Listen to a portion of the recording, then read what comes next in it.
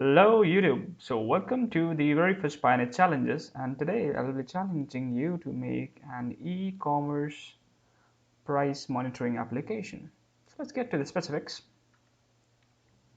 The first thing that you need to have in mind is the website you will be scraping the data from. So in this case, I'm taking a very popular website called Flipkart.com. It's a very popular e-commerce website here in India.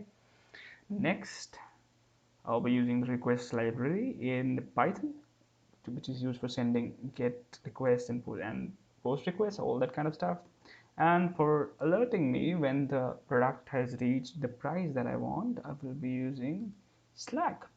Now some people may question that why am I using Slack? There are other services like Telegram and other stuff, but the thing is I've found Slack to be very easily manageable as the size of the alert system grows, so that is why I'm using Slack here. Next, let's talk about what I want as the input in the program. So when you go to the website for buying anything, talking about Flipkart specifically here, if you open a product, you can easily see the PID or the product ID of that product. Now, when you're making this program, you'll input the product ID, the price that you want, and it'll start monitoring it. And as soon as that price is reached, it will send you the alert. So let's see what kind of architecture does this make. So you start and then you keep checking until that price is met, sorry, and then you just send an alert and you stop. Now the thing to keep in mind here is that you don't have to send it too frequently, right? So let's say you keep the alert time or the checking time, let's say 30 seconds to 1 minute. But if you keep it 1 second or 2 seconds, maybe Flipkart might consider this as an attack and just ban you. So just keep that in mind. Let's talk about hints. So, is there a specific reason why I chose Flipkart over Amazon? Yes, there is.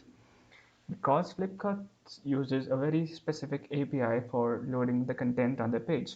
Now, for this challenge, I think it'll be more easier for you to follow what Flipkart is doing. And for that, the first step would be to set up an MITM proxy and just take a look at the data Flipkart is loading in your web browser when you visit the product page. So that is the sole reason I'm taking Flipkart here. I could have also taken Amazon, but then it adds to complexity.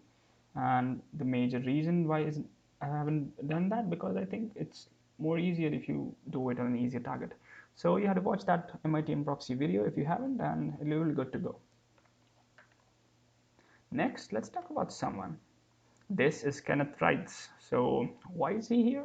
He is the creator of the Python request library and numerous other open source Python libraries, right? He's a very popular guy and he's a polymath.